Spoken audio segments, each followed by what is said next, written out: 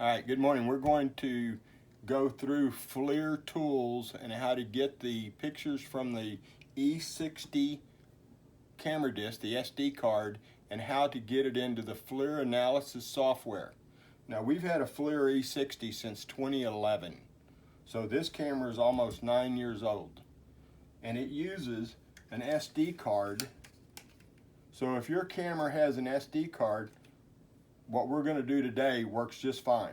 If your camera, like a EX series, does not, then you're going to have to connect with a cord. But what I choose to do is not import from the camera. I save to a folder, and I have every thermal picture that we've taken for the last almost 10 years saved, so I can go back and reference, and then we access that folder to get into Flir tools. So the first thing that would happen is you would download Flir tools, and then here we're going to open Flir tools. And this is the method that I'm going to use, or that I use every day. So now Flir tools page is up, and you can see in the folder right now is a default Flir. Well, the more pictures you have, the more time it takes to load. So when I went to ITC training and we covered this, they were willing to take in your document folder. Well, my document folder is 10 gigabytes. Well, you'll be there for 3 days loading that stuff. So I choose to load only the folder that I want to do the analysis on. So we're going to go up here to Options. You'll see the dialog box that comes up. We're going to go to Library. And here you can see the Flir folder is loaded. We're going to remove that by highlighting and then pressing Remove Folder. Now I've got to put something in that I want. We're going to go, we did an inspection yesterday, had almost 400 pictures. Well, he has to download, so that folder would take some time to get loaded here. I'm going to choose another folder. Something a little easier, something a little faster. So we're going to go up here to Browse, and if I can remember the name, we've got to go into my library where I have this folder saved.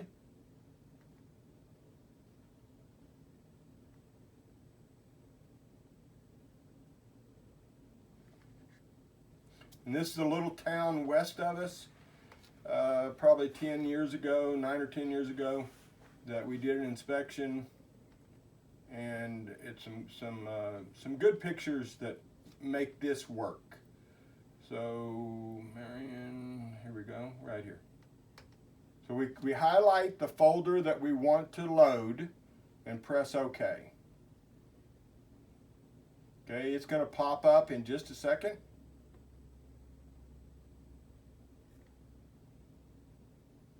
There you can see that it's loaded here.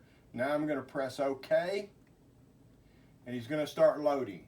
That folder has 32 pictures, so it won't take very long at all. But if you look right up here, you can see I'm loading those 31 pictures right now. And as soon as all 32 pictures are loaded, he's going to become available to you.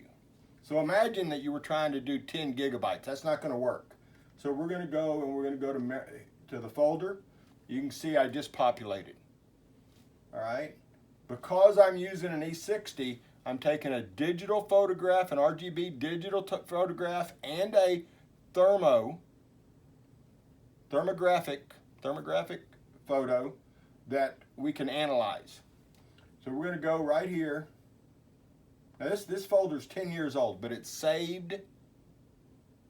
I can access it every day. So here's the picture. The level and span are set, but I can go to automatic and it'll change. I can move level and span. Right down here on the toolbar, level and span can change. Now we're going to move over. If you make any changes, he's going to want to save. So typically I leave this box open and I move over like this. You can see the total. Now here is one of the things that we found on this inspection. This is a conventional transformer, 14,000 volts down to 2,400 volts. The neutral bushing here is got a bad connector. We're able to see it. This picture was shot from a bucket truck. I can change the level and span.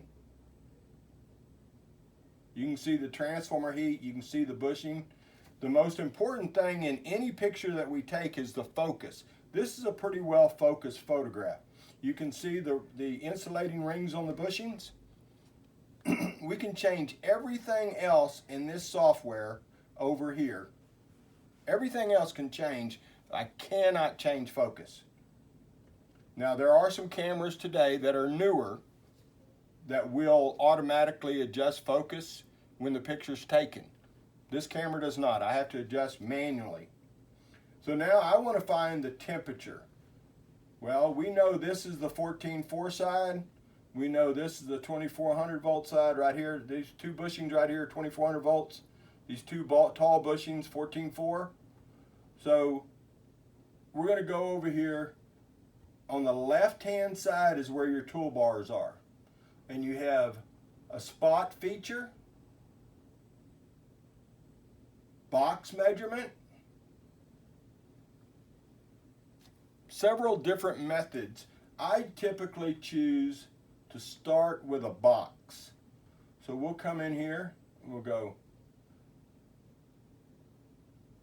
and then he will give you over here, by default, 3 temperatures. My camera's set in centigrade, so the 3 temperatures are maximum 99 degrees C, minimum 34 degrees C, and average 51 degrees C. Now that's all the temperatures that are inside that box. I don't care about the minimum, and I don't care about the average. So I go over and edit right here, right click on that, and I'll get this dialog box that leads me to local max min markers. Now I have a choice about what I want to put in to show over here on the right. And I'm going to uncheck minimum and uncheck average. Press OK. Now I only have one temperature over there on the right hand side, and the marker inside the box is identifying the spot that is 99 degrees centigrade. Now most of these, all of these, we're looking for a temperature delta, especially in power. So I'm going to go to the other bushing and see what his temperature is. Same way, I'm going to go around it. I'm going to get up 3 temperatures. I'm going to edit. I'm going to go right here, local min average, and then I'm going to make it so that the only number I see is max. Okay, now you can see the hot bushing is 99C. The right hand energized bushing, at this particular time, we don't know what the currents are, we don't know what the ambient is, we just are looking at the temperature of this photograph, is 49.3. So I have just about 50 degrees C delta between the left hand hot bushing and the right hand bushing. Well, now it becomes subjective. Do you believe that you should be concerned at 50 degrees C delta? All the hardware that we look at for a utility has different, if I'm looking at a switch, depending on whether it's at peak load or lightly loaded, the deltas are going to affect how fast I move. Now, Flir Tools is great, so I'm going to save this picture. I'm going to call it transformer.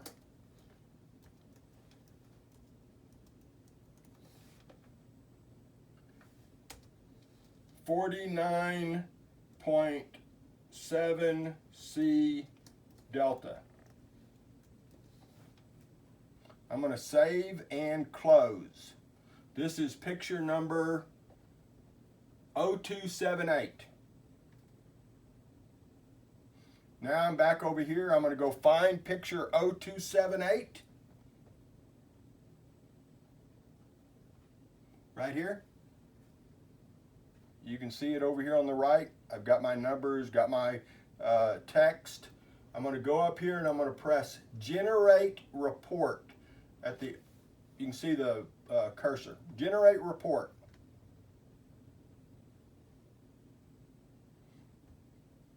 Got an old report there. Don't save. Okay, I'm going to close that report and start over. We're going to go back to the library. I want to get back on 0278. There's my picture with the text on the right. I'm going to save and close.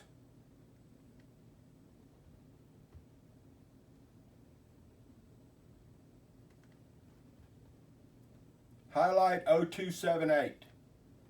Generate report. There's my report page. I have the little DVC icon. I'm going to write in my text. Usually I copy and paste. Now I'm going to save.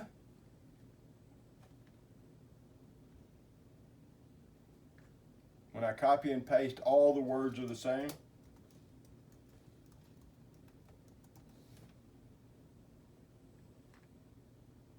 Now I want to get that report out to my document folder so that I can send it in an email. It'll be a PDF that goes in an email. I'm going to go over here to the far left and I'm going to go to Export. He comes up, he's already titled, and then I'm going to save it. That PDF page is in the same folder all those pictures are at. If you look at this page, now I'm going to go ahead and close Flir Tools. No harm, nobody's hurt. I'm going to move over that PDF report page.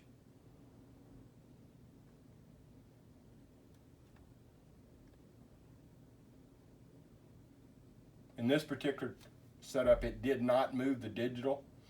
Normally I'll have a digital, and you have 3 or 4 different options. You can send thermographic only or digital and thermo, but in this one we're sending only a thermo page.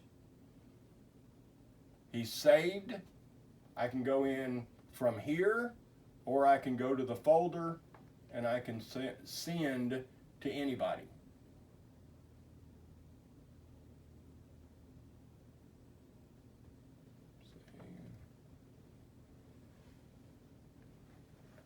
Close that, go in my document folder,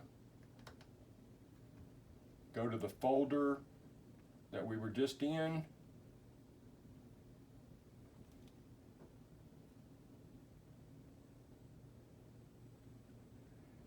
now I have a lot of folders from lots of years, so bear with me.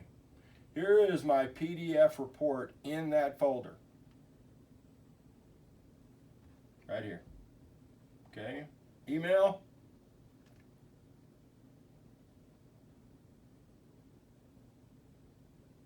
I'm still using Windows 7 on a computer that's 7 years old, a Panasonic that's 7 years old.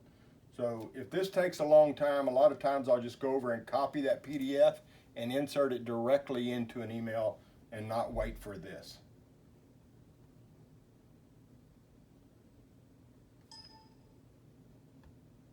Go ahead and close that. We'll let it run. So what we've done this morning is we went through Flir Tools using my method that I choose to use. The YouTube videos that Flir puts on use the upper left-hand side for import. And if you've got a camera that doesn't have a disc, or you choose to import straight from the camera to Flir Tools, that import button works perfect. So let's see if I can show you that. Look like everything's hung up until